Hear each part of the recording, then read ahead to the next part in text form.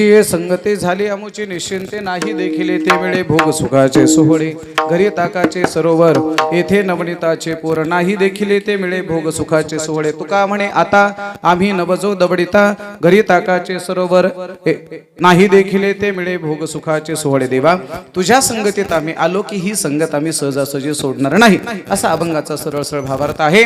भगवान कृष्ण कन्हैयाचं थोडंसं चरित्र आपल्या पुढे ठेवायचं आहे। तसं पाहिलं तर देवाचं सर्वच चरित्र गोड आहे, सर्वच देवाचं चरित्र गोड आहे। नरसिंहाचं चरित्र ऐकायला चांगलंच वाटतं, वामन अवताराचं चरित्र चांगलंच वाटतं, परशुराम चरित्र चांगलंच वाटतं, रामाचं चरित्र, सर्व देवाचं चरित्र चांगलं आहे। पण त्यातल्या त्यात सर्व देवामध्ये सर्वात मधुर आणि आनंददायी जर चरित्र कोणाचं असेल तर ते कृष्ण परमात्म्याचं आहे, बरोबर आहे ऐका। आणि कृष्ण कन्हैयाचं बाकीचं चरित्रही गोड आहे, पण त्यातल्या त्यात लहान असतानाचं जे चरित्र आहे ना ते फार गोड आहे मायबाप। आणखी पुढे बोलू, देवाचा असू द्या अगर माणसातला असू द्या, देवाचा असू द्या अगर माणसाचा असू द्या, लहानपणामध्ये खोड्या केलेल्या सर्वांनाच आवडतात, बरोबर आहे। लहान लेकरू कसंही लोळलं, बरोबर आहे, कुठंही लोळलं, लहान लेकरू कुठंही लोळलं तरी लोकांना आई वडिलांना काय वाटतं, त्याचं कौतुक वाटतं, बरोबर आहे। लोळावं कुणी, बोला कुणी, बोला बोला, लहान लेकरांनी लोळावं कुणी, कळलं का नाही तुम्हाला, कळलं ना, लहान लेकरांनी लोळलं की त्याचं कौतुक होतं। पण दुर्दैव असं आहे आजकाल लेकरांनी लोळणं सोडलं आणि मोठ्याने स्वीकारलं। माझी हात जोड विनंती आहे मायबाप, एवढा 50 वर्ष झाले आपल्या उत्सवाला, एवढा सुंदर सप्ताह केलाय ना, माझी हात जोड विनंती आहे गावातल्या सर्व तरुणांनी आज मारुतरेयाची आणि दत्तात्रेयांची शपथ घ्या की मी माझ्या आयुष्याच्या शेवटच्या श्वासापर्यंत दारूचं घोट पिणार नाही, तर एवढ्या मोठ्या उत्सवाचं सार्थक आहे मायबाप। हे दारू गांजा मत पियो यारो, अक्ल गुल हो जाती है, दारू गांजा मत पियो यारो, अक्ल गुल हो जाती है, अपने पलव का दाम करो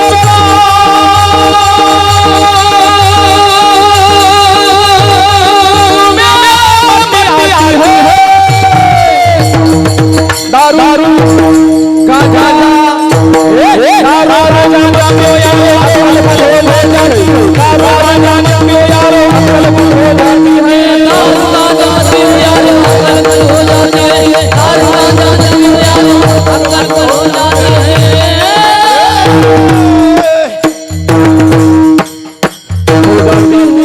बहुत अच्छा, दारू गांजा मत पियो यारो अक्कल गुंग हो जाती है, अरे अपने पल्लव का दाम खर्च कर मुंह में मट्टी मिल जाती है।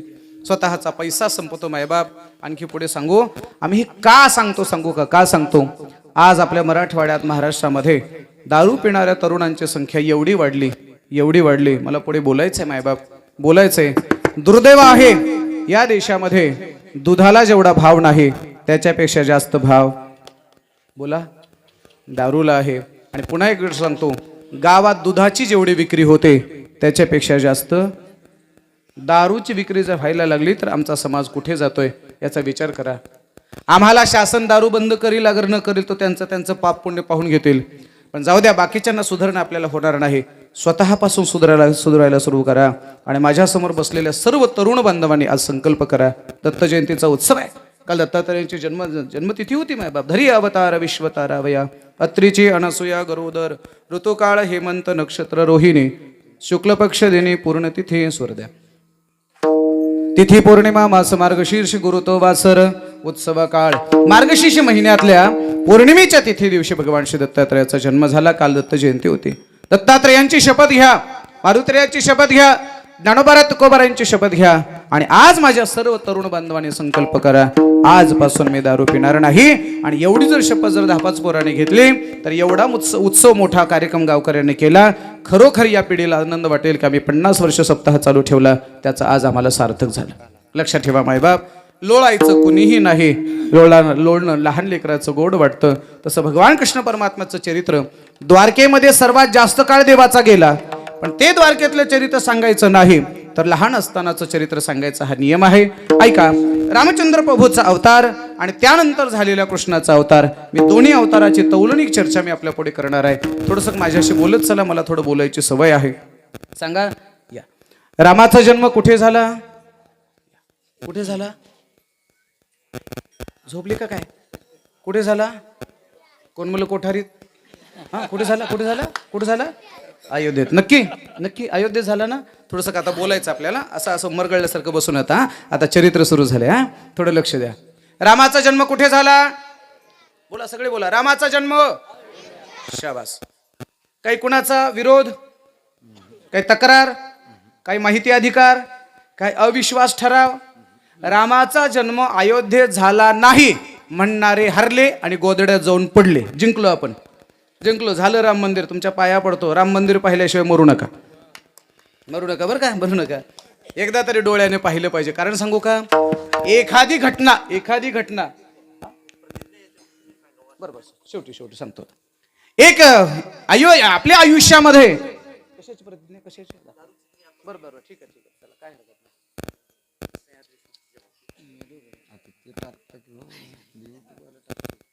कोणते हा बर.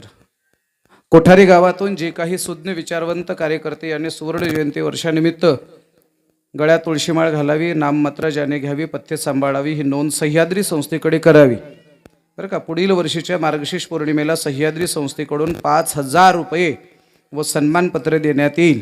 नागरिक लहान मोठे, घरचे दारचे, पोटचे पाटचे भेदभाव न करता 3 नागरिकांचा सत्कार करण्यात येणार आहे, याची नोंद घ्यावी. हे वचन देणारे शब्द आहे सह्याद्री संस्था अध्यक्ष बालाजी बाबूराव नरवाडे. धन्यवाद. यांच्यासाठी एकदा टाळ्या वाजवा. दारू सोडल्यावर फायदा तर होईल आणि हे 5,000चं बक्षीस सुद्धा तुम्हाला मिळणार आहे. चला, काय चालू होतं आपलं? चला आयत रेंजमध्ये तुम्ही. रामाचा जन्म कुठे झाला? आवाज आला पाहिजे. रामाचा जन्म. आता चला कृष्णाकडे. कृष्णाचा जन्म.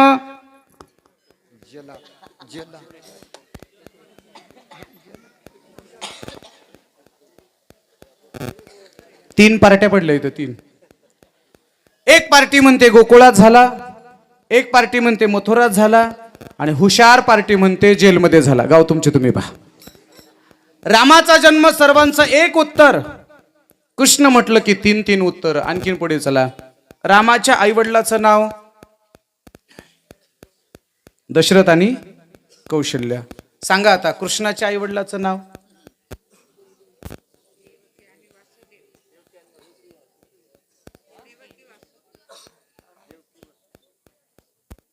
नंद यशोदा.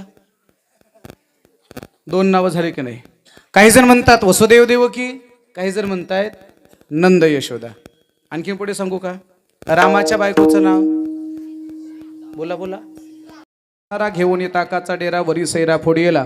दुसरी गवळण काय म्हणते? पतीची दाढी माझी वेणी, गेला बाई गाठ बांधोने, गाठबाई कोणासी सुटेना. अशा अनेक गवळणीचे गाराणे यशोदेकडे आले आणि यशोदेला गवळणी म्हणायला लागलाय, आवरी आवरी आपुला काना. किंवा यशोदे कृष्णाला सांगावे, गोकुळी राहावे का जावे? सांग तुझ्या लेकराला समजावून सांग. शास्त्र असं सांगतं, लहान पोरं ऐकत नसले की त्यांना शाळेत घालावं, आणि मोठी पोरं ऐकत नसले की कोण म्हणलं बाजा वाजवा? हे बरोबर आहे, ठरलेलं आहे. लहान मुलं ऐकणं गेले की त्यांना शाळेत घालावे, आणि मोठे पोरं ऐकणं गेले की त्यांची बस एकदा बाजा वाजवला आणि लावून दिलं की मग मात्र घागर घेऊन पाण्याला गेल्याशिवाय राहत नाही. चला, कृष्ण परमात्म्याला सांगितलं, चला आता तुम्ही शाळेत जा. गवळ्याची शाळा कोणती? छोटी छोटी गैया छोटे छोटे ग्वाल, बस छोटो सो मेरो मदन गोपाल. आगे आगे गैया, पीछे पीछे ग्वाल, बीचे में मेरो मदन गोपाल. किंवा चला वळू गाई, बैसू जेवू एके ठाई, बहु केली वन वन पायी, पिटी झाला शीन. भगवान कृष्ण परमात्म्याने गोपाळांसोबत गायी चरायला निघाले. गायी चरत असताना भगवान परमात्म्याने खेळ मांडले. हमामा पोरा हमामा, हमामा पोरा हमामा, हमारी बाजे हमामा, हमामा, हमारी बाजे हमामा,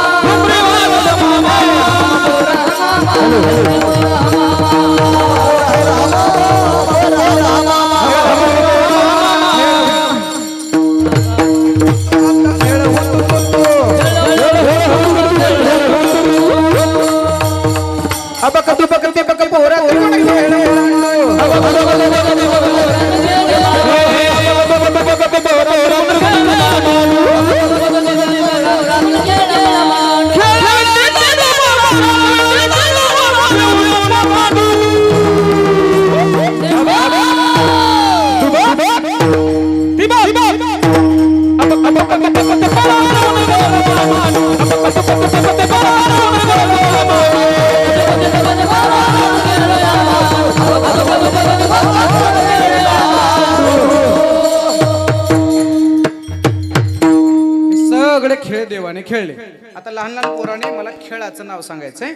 मी ऍक्शन करून दाखवतो, तुम्ही खेळाचं नाव सांगायचं. चेंडू घ्यायचा, असं फेकायचा, तिकडून फळीने मारायचा. बोला मोठ्याने, बोला मोठ्याने मोठ्याने. क्रिकेट. चला आता, व्हेरी गुड. चला आता इकडे 7 खेळाडू, तिकडे 7 खेळाडू, मधात अशी रेषा, जायचं म्हणजे कबड्डी कबड्डी. बोला बोला बोला. Very good. चला तिकडून चेंडू फेकायचा, आलेला चेंडू असा हाताने मारायचा. व्हॉलीबॉल. Very good. चला हात न लागू देता नुसता पायाने मारायचा. क्या बात आहे. आता आता हे लवकर आले नाव. आता ऐका, काडी घ्यायची, अशी पाया खालून फेकायची, ती काडी येईपर्यंत झाडावर चढायचं. संपलं. आवाज कमी झाला. सांगा सांगा या खेळाचं नाव. डफ किंवा काय स्वरूपाचे असेल ते. आणखीन एक खेळ सांगतो तुम्हाला, ऐका. असा चिंद्याचा मेन कपडाचा असा चेंडू करायचा, त्याला असं दोरीने बांधायचं. क्या बात आहे. असे बक्कम बुक्की. बरोबर. चेंडू फेकायचा, त्याने असं फुकवायचा. ऐका, तुमच्या पोरांना बाकीचे खेळ खेळायला शिकवा, अगर न शिकवा, बक्काम बुक्की हा खेळ तुमच्या पोरांना शिकवा. बक्काम बुक्की त्या खेळाचा फायदा सांगू का काय होतो. चेंडू असा फेकून हाणला की तो असा हुकवायला आला पाहिजे. तुम्हाला त्या खेळाचा फायदा काय. लग्न झाल्यावर बायकोने जर लाटणं फेकून हाणलं, कळलं का. बायकोने जर लाटणं फेकून हाणलं तर ते असं त्याला हुकवायला आलं पाहिजे. हा त्या खेळाचा नगदी फायदा आहे. विठ्ठला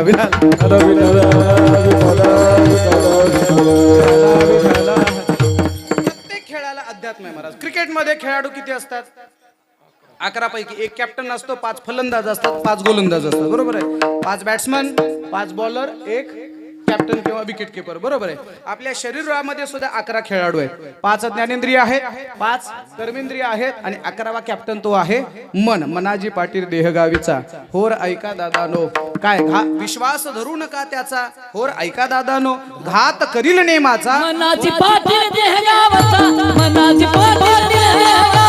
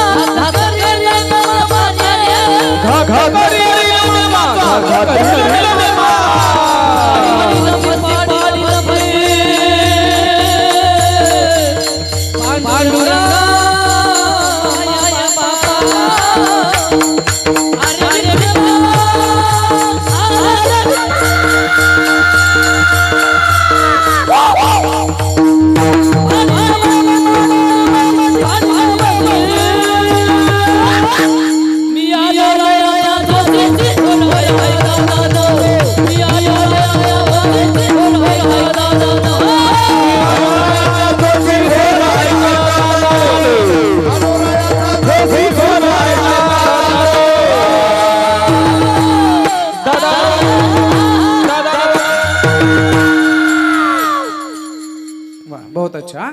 या 11 खेळाडूंनी मिळून चेंडू किंवा वृत्तिरूपी चेंडू अडवायचा आहे. हा खऱ्या अर्थानं क्रिकेटचा खेळ आहे किंवा हा क्रिकेटचा खेळ आहे. दुसरा एक खेळ सांगतो ज्याला आपण कबड्डी म्हणतो. कबड्डी. कबड्डी या खेळाचं वैशिष्ट्य सांगू का. कबड्डीचा आणि अध्यात्माचा काय संबंध आहे थोडं लक्ष द्या. कबड्डी खेळ कसा असतो. खेळाडूने जायचं, मध्य रेषा ओलांडायची आणि कबड्डी कबड्डी कबड्डी कबड्डी कबड्डी म्हणायचं. किती वेळ. 1 मिनिट, 2 मिनिट नाही. किती वेळ. त्याचं उत्तर आहे दम असेपर्यंत. बरोबर आहे. ऐका, दम असेपर्यंत नुसतं कबड्डी कबड्डी म्हणायचं का. नुसतं कबड्डी कबड्डी म्हणायचं नाही. कबड्डी कबड्डी कबड्डी कबड्डी म्हणत म्हणत म्हणत समोरच्या खेळाला पटकन स्पर्श करायचा, परत यायचे आणि पाठव तुझ्या गड्याला. एवढं म्हणलं तर तो जिंकला.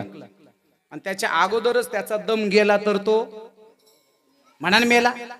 कळलं का. आता कबड्डीचा आमचा काय संबंध आहे. दम म्हणजे आयुष्य. आयुष्यरूपी दम जोपर्यंत आहे तोपर्यंत समोरच्या खेळाडूला म्हणजे भगवंताला स्पर्श करायचा, त्याला मिळवायचं, त्याला प्राप्त करायचं, परत यायचं आणि स्वाभिमानाची भक्ती सुखाची थाबूक ठोकायची आणि त्या देवाला म्हणायचं आता तुला मी मिळवलंय, तुझ्या गड्याला म्हणजे काळाला पाठव, मी केव्हाही यायला तयार आहे. एवढं केलं तर आपण आयुष्याच्या खेळात जिंकलो आणि त्याच्या अगोदर जर आपला दम गेला तर आपण आयुष्याच्या खेळात मेलो. ही खरी कबड्डी आहे. लक्षात आलं का. अनेक पद्धतीचे खेळ खेळता खेळता भगवान परमात्म्याला गोपाळ म्हणायला लागले 1:15 वाजला रे. 1 वाजला, जरा बस करणं. भगवान म्हणले काय उपाशी थोडं चालत, सकाळी सकाळी नाश्ता केलाय. बरोबर आहे का? त्याच्यामुळे उपाशी काही संबंध नाही. चला भूक लागली आम्हाला, चला भगवान परमात्म्याने सुंदर अशी वेणू वाजवली आणि वेणू वाजवल्याच्या नंतर सर्व गायी एकत्रित जमा झाल्या. गायी रवंत करत बसल्या आणि तेवढ्या वेळामध्ये भगवान परमात्म्याने सर्व गोपाळांना सांगितलं, चला आपल्या आपल्या शिदोरे एकत्रित आणा.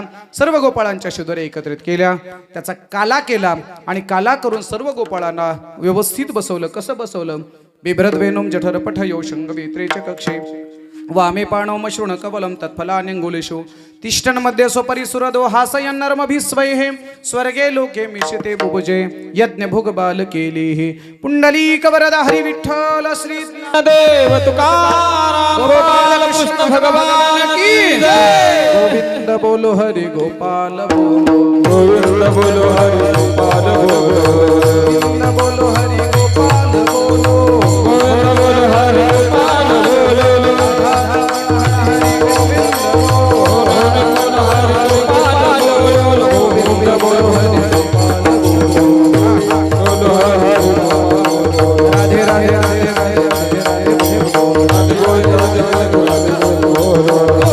बोलो हरि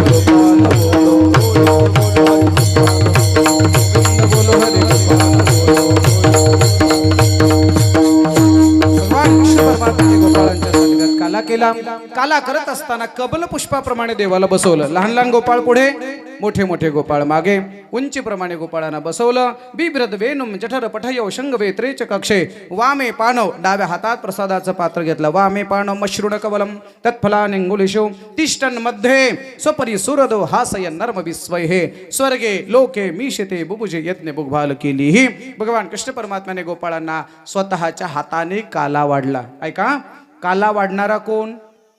बोला, काला कुणी वाढला? बोला बोला, काला कुणी वाढला? कृष्णाने. मग तो काला दही लाहीचा असू द्या, अगर भात वर्णाचा असू द्या, जो वाढतो तो कृष्ण आहे. मी कथेचे वाक्य बोलून गेलो होतो. आजही गावागावातल्या सप्ताहाचा महाप्रसाद असू द्या, अगर गोरगरिबाचं लग्न असू द्या, वाढण्याचं काम कोण करतं?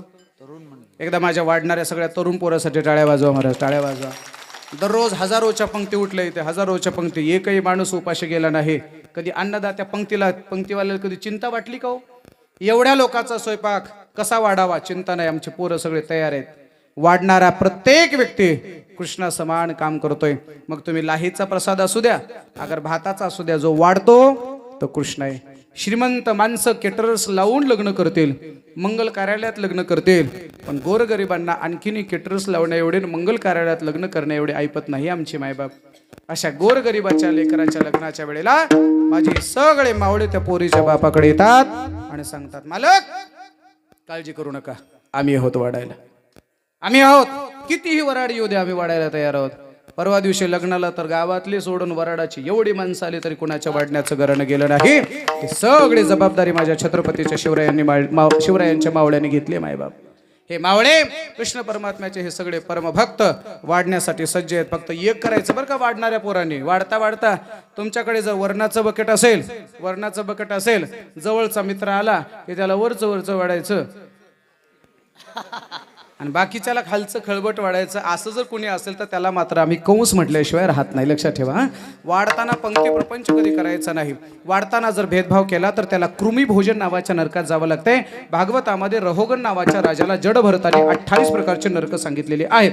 पंक्ती भेद करायचा नाही. कृष्ण परमात्म्याने काला वाढला आणि काला खाताना गोपाळांना सांगितलं, काला एकट्याने खायचा नाही, काला एकट्याने खायचा नाही, काला एकमेकाला वाटून खायचा. आता सिद्धांत सांगतो तुम्हाला, एकमेकाला खाऊ घातलं तर आपल्याला खायला भेटतंय आणि स्वतःच्या खाण्याचा विचार केला तर आपलंही पोट भरत नाही. एक छोटासा प्रसंग सांगतो. एका ठिकाणी असा सुंदर कार्यक्रम, त्या कार्यक्रमाला देवही आले होते आणि दानवही आले होते, राक्षसही होते आणि देव होते.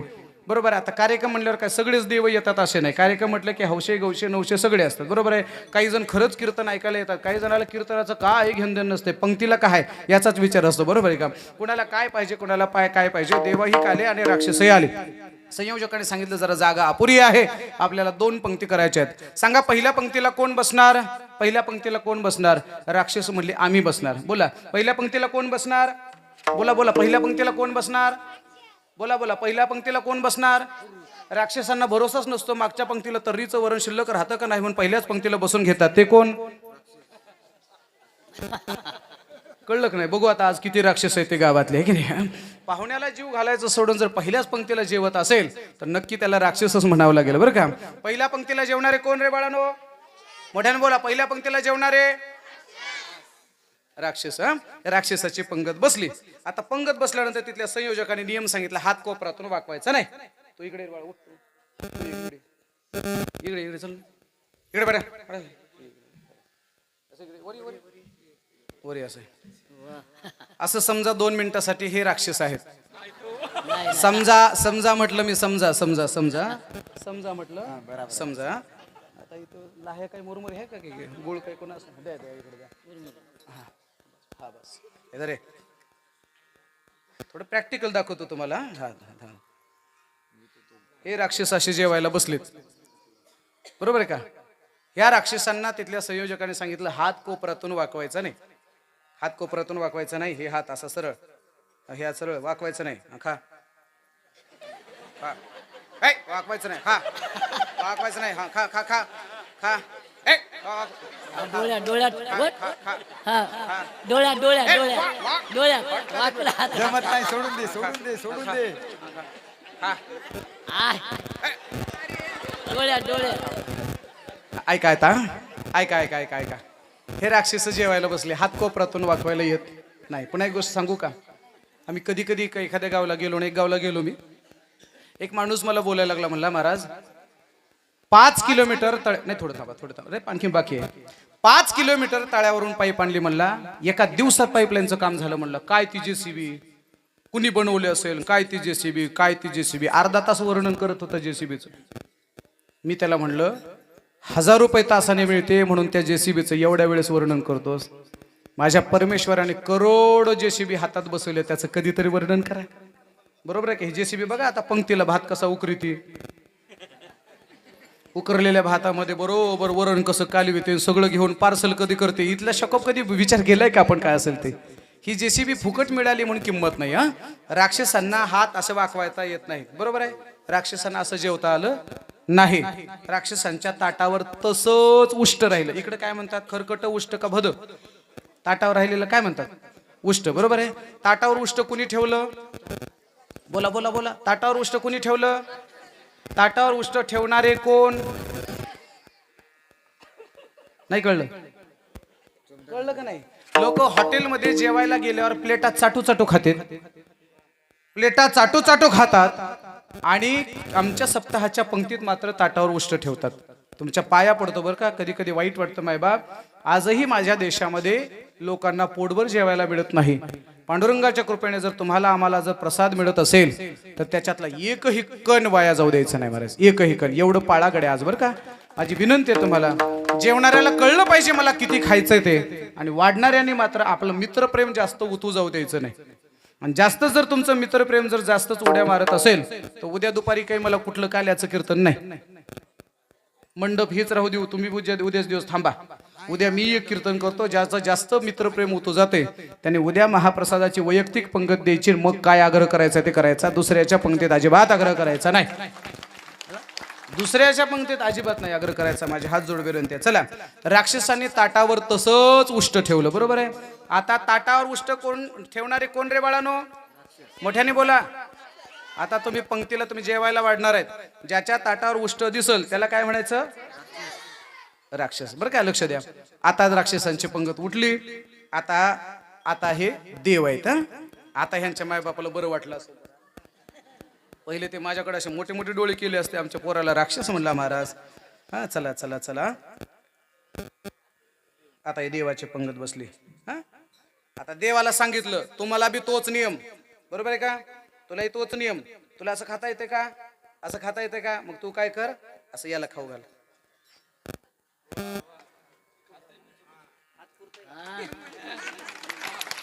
तुमच्या समोरची गोष्ट आहे. मी याला सांगितलं होतं याला खाऊ घाल, पण याला म्हणलं होतं का याला खाऊ घाल?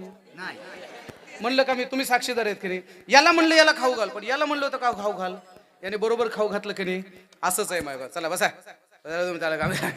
चला लक्ष द्या माझ्याकडे. राक्षसांनी केवळ स्वतःच्या पोटाचा विचार केला म्हणून राक्षस उपाशी राहिली. देवाने दुसऱ्याच्या पोटाचा विचार केला म्हणून देव पोटभर जेवली. स्वतःच्या पोटाचा विचार करण्यापेक्षा कधीतरी दुसऱ्याच्या पोटाचा विचार करा. माझा भगवान तुम्हाला पोटभर खाऊ घातल्याशिवाय राहणार नाही, ही गोष्ट लक्षात असू द्या. गोपाळांच्या लक्षात आलं काला एकट्याने खायचा नाही, काला एकट्याने खायचा नाही, काला दुसऱ्याला वाटून खायचा. सर्व गोपाळांनी एकमेकाला काला खाऊ घातला. एकमेका देवमुखी सुखे घालू हुंबरी, एकमेकाच्या मुखात काला भरवला. पण हा काला खाण्याकरता स्वर्गातले काही घुसखोर इथं आले, स्वर्गातले काही लोक इथं आले. हे देवाला कळलं. देवाने सांगितलं त्यांना काला द्यायचा नाही. गोपाळांनाही सांगितलं हात धुवायला सुद्धा यमुनेवर जायचं नाही, कारण माहित होतं तिथे मासे होऊन आलेत. गोपाळांनी काला खाता खाता गुपचूप खावं का नाही, ते गुपचूप खात नाही, ते वाकड दाखवून खायला लागले. माणसाला सवयच असते महाराज. बघा तुम्ही, एखाद्याचं नाक जर लांब जर नाकाचा शेंडा असेल आणि त्याच्या समोर जर माझ्यासारखा असा बसक्या नाकाचा जर आला ना, ते मुद्दाम असं नाक खाजविते का, ते वाकड दाखवते. बघ माझं नाक किती सरळ आहे, तुझं किती बसकाय.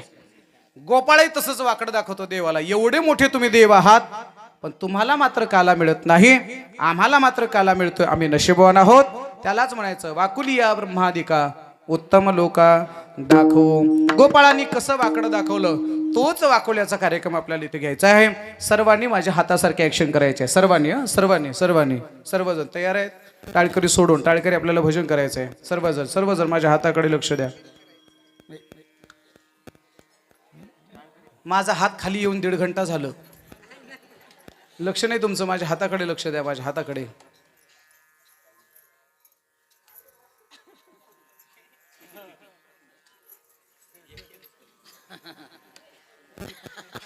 तयार आहेत सगळे. आता भजन होईल. भजन झाल्यानंतर माझ्या हातासारखे ऍक्शन सगळ्यांनी करायचे आहे. कोणी संकोच करायचं नाही. विठ्ठल विठ्ठल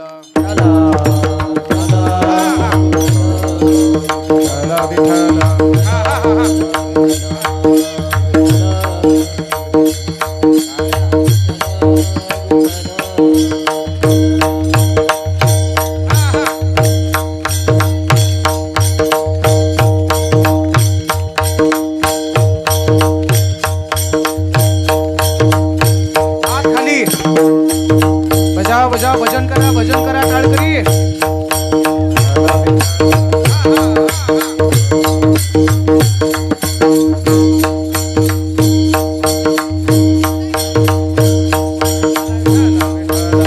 भजन म्हणा, भजन करा म्हणा.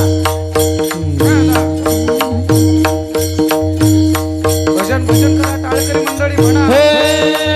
विठ्ठल माझा माझा माझा माझा माझा, विठ्ठल माझा मी विठ्ठलाचा, विठ्ठल माझा माझा माझा माझा, विठ्ठल माझा मी विठ्ठलाचा, हे विठ्ठल माझा मी विठ्ठलाचा, विठ्ठल माझा माझा, विठ्ठल माझा मी विठ्ठलाचा, विठ्ठल माझा माझा.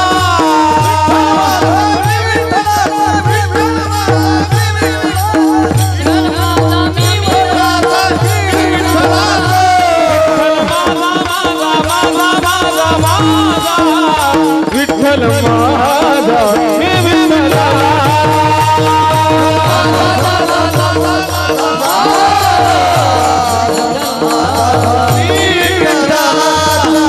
विठ्ठल माझा माझा माझा माझा, विठ्ठल माझा मी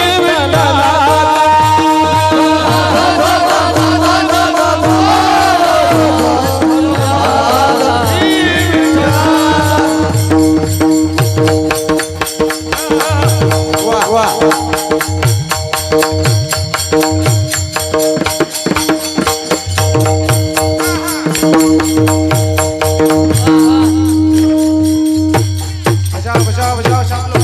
हा, टाळी, टाळी.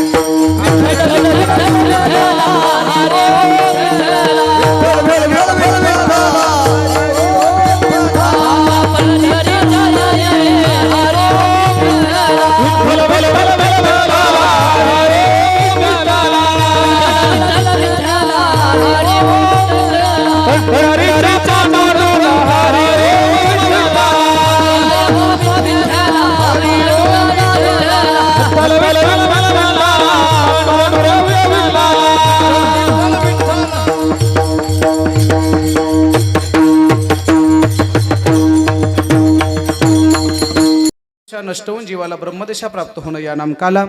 दुसरा काला सर्व पदार्थांचा एकीकरण करून तयार केलेला पदार्थ म्हणजे काला. दुसरं सर्व समाजाचं एकीकरण झालेला प्रसंग म्हणजे काला आहे. इथं बसलेली माणसं काय एका जातीची आहेत का हो? इथं बसलेली माणसं काय एका गावची आहेत का? नाही. सगळ्या जातीची माणसं, सर्व विचाराची माणसं, विशेष म्हणजे सगळ्या पक्षाची सुद्धा माणसं इथे आहेत. इथे काही राजकारण आहे का? सगळे वाडे असतील काय पॅनल फिनल सगळा भेद आपण आज संपवला आणि सर्वजण आपण एक झालो म्हणजे गावाचं एकीकरण आणि राष्ट्रीय एकात्मता जोपासण्याचं सर्वात मोठं काम जर कोणी केलं असेल तर ते आमच्या कृष्ण कन्हैयाच्या काल्याच्या प्रसंगातून केलेलं आहे. म्हणून जाता जाता माझी हात जोड विनंती आहे, आज आपण सर्वजण एक झालो बरं का, एक झालो.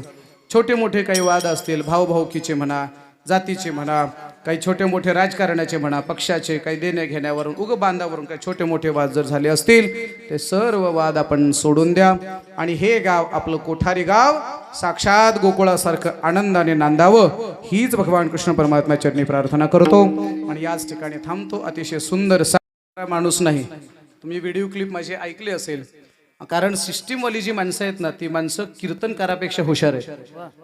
खरंच हुशार आहेत महाराज. त्यांनी अनेक कीर्तनकारांचं ऐकलंय, कोणत्या कीर्तनकाराला किती बेस द्यावा, किती गेन द्यावा, किती गुड द्यावा, ट्रबल द्यावा, कोणत्या गायकाला किती, हे सगळं त्यांना माहीत असते.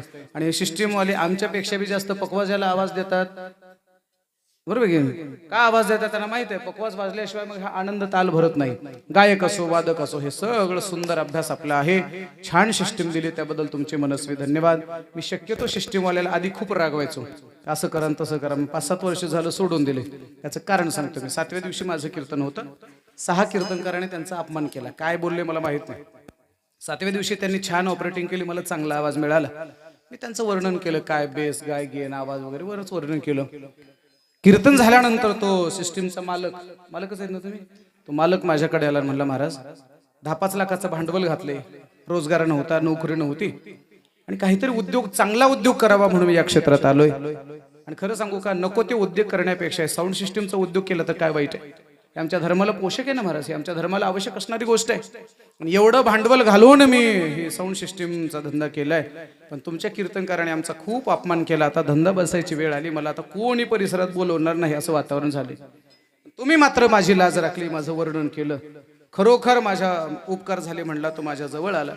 नुसता जवळ आला नाही, त्याने कडकडून मिठी मारली, डोळे भरून आणले. नुसता डोळे भरून आणले नाही, कडकडून मिठी मारले नाही, तर तो माझ्या पाया पडला. नुसता पाया पडला नाही तर त्याने त्यावेळेला 2000 रुपयाची लालबुंद नोट काढली आणि माझ्या हातात घातली. हे दे दे दे म्हणून दे का? हा देत दे. हा ते हुशार आहेत माझ्यापेक्षा, कीर्तन संपल्यावर देतो म्हणायला लागले. आणि मी त्या दिवसापासून विचार केला, सिस्टीमवाल्याला शिव्या देऊन त्याच्या शिव्या खाण्यापेक्षा गोड गोड बोलून जर 2-2 हजार मिळत असतील तर काय बिघडलं. बरं आता 2000च्या बंद झाल्या, तुम्ही निदान हा चला द्या विनोदाचा भाग सोडून. एक गोड माणूस आहे महाराज, चांगली सिस्टीम मला मिळाली. आणि आमचा हा आत्मा असतो, कलाकारांना गायक वादकांना हे चांगलं असेल तर याचा आनंद येतो. खूप सुंदर सिस्टीम दिली आपल्याला, मनपूर्वक धन्यवाद. सर्वजण मृदंगाचार्य शाबासकी पाहिजे ना, असे हात जोडा, असे सरळ हात करा. सर्वांनी असे सरळ हात करा. सरळ मागे उभे राहिलेले सुद्धा सर्वजण हा सरळ सरळ सरळ सरळ.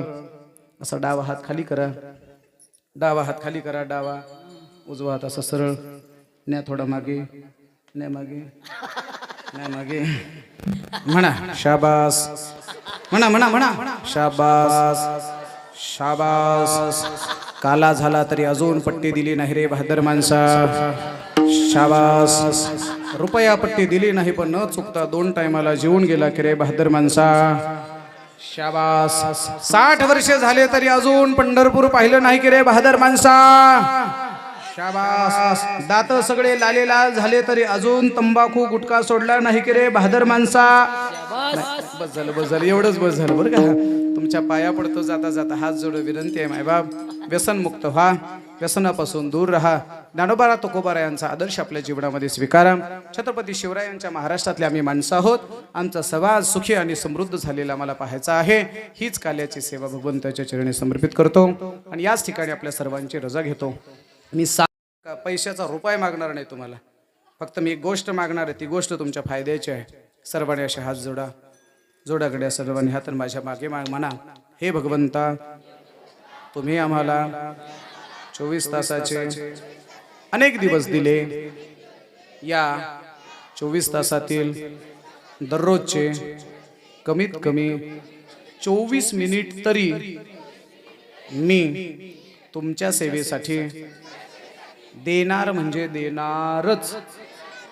जर मी 24 मिनिट तुमच्या सेवेसाठी नाही दिले तर तुम्ही फक्त माझ्यासाठी 24 सेकंद हवा बंद करा. नको नको, फक्त माझी एवढी विनंती आहे मायबाप, एवढी विनंती. 24 तासातले तुम्ही 23 तास तुमच्या प्रपंचासाठी वापरा, आमचा त्याला विरोध नाही.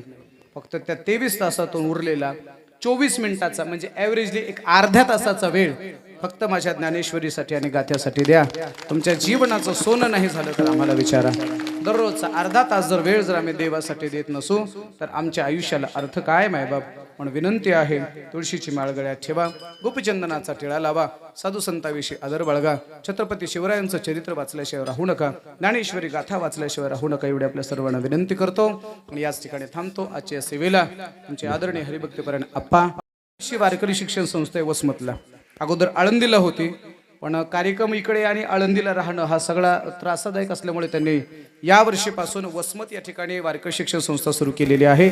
आपल्याही मुलाला कीर्तनकार, गायक, वादक घडवायचं असेल तर आपण आमच्या माऊली महाराजांच्या वारकरी शिक्षण संस्थेमध्ये आपण त्यांना, आपल्या मुलांना ॲडमिशन द्यावं आणि आपल्याही मुलांना कीर्तनकार, गायक, वादक करण्यासाठी आपण प्रयत्न करावेत अशी आपल्या सर्वांना विनंती करतो. चांगल्या पद्धतीची व्यवस्था महाराज करतायत आणि चांगले विद्यार्थी ते या ठिकाणी घडवतायत. त्यांचे मनस्वी धन्यवाद. ते या ठिकाणी उपस्थित आहेत, त्यांचे मनपूर्वक धन्यवाद.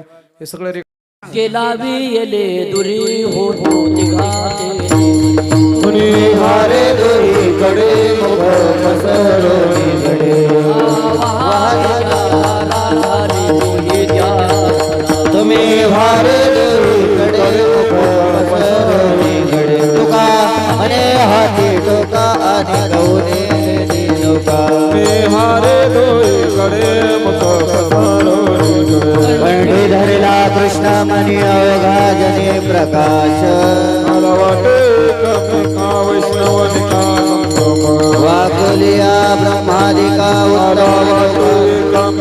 वैष्णवनिका तुका मने मंडळिया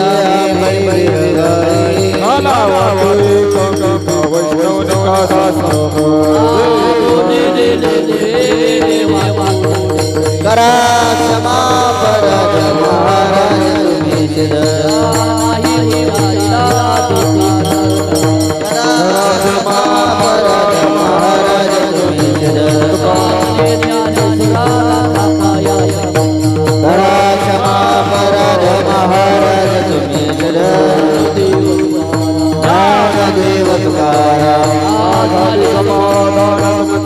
आरती लावा आरती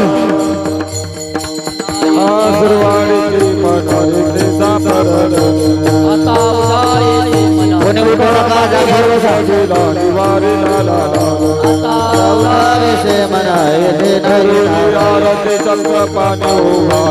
आज पुरले नवस आज पुरले नवस धरले आज पुरले नवस धरले प्रेम प्रेम आरती गोविंदा धरणे धरणे तिलोचन नित्य करती अवलोकन धरणे धरणे तिलोचन नित्य करती अवलोकन हरिनाम मन के सेवा बोली राही धरणे धरणे तिलोचन नित्य करती अवलोकन हरति ज्ञान राजा